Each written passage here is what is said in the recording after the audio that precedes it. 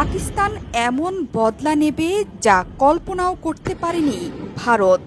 শুধু মিসাইল বা ড্রোন হামলা করেই শান্ত হচ্ছে না পাকিস্তানের সামরিক বাহিনী।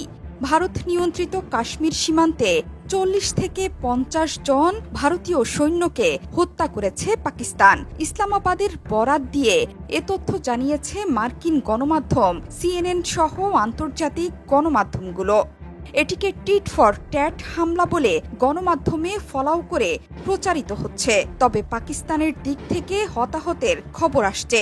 ভারতের পক্ষ থেকে দাবি করা হয়েছে পাকিস্তানের বেশ কয়েকটি যুদ্ধবিমান ভূপাতিত করা হয়েছে, যার মধ্যে আছে F-16, JF-17 থান্ডার যুদ্ধবিমান। তবে ভারত পাকিস্তানের এসব পাল্টাপাল্টি দাবির সপক্ষে এখনো কোনো সচিত্র প্রমাণ সামনে আসেনি।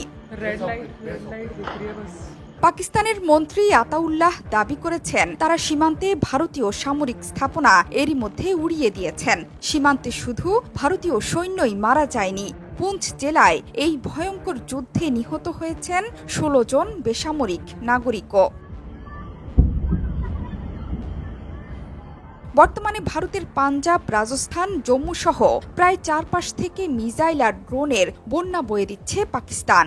ভারতের চারদিকে মিসাইল ছুড়ে রীতিমতো অবরুদ্ধ করে ফেলেছে পাকিস্তান। শুধু মিসাইলই নয়, ড্রোন দিয়েও আঘাত হেনেছে পাকিস্তান। চারদিকে পড়ে গেছে কান্নার রোল। ধর্মশালায় বাতিল করা হয়েছে IPL ম্যাচ। মাঠের আলো নিভিয়ে দিয়ে দর্শকদের মাঠ ছেড়ে বেরিয়ে যাওয়ার নির্দেশ দিয়েছে কর্তৃপক্ষ।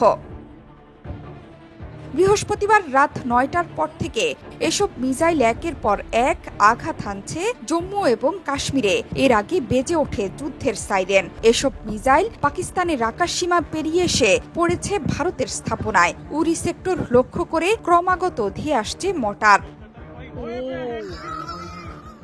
এরই মধ্যে পাকিস্তানের হামলার কথা স্বীকার করেছে ভারতের প্রতিরক্ষা মন্ত্রণালয়। এক্সে দেয়া পোস্টে জানিয়েছে, পাঠানকোট, জম্মু, উধামপুরে সেনাঘাঁটি লক্ষ্য করে হামলা চালিয়েছে পাকিস্তান, ছুড়েছে ড্রোন ক্ষেপণাস্ত্র। তবে কোনো ক্ষয়ক্ষতির কথা স্বীকার করেনি মন্ত্রণালয়।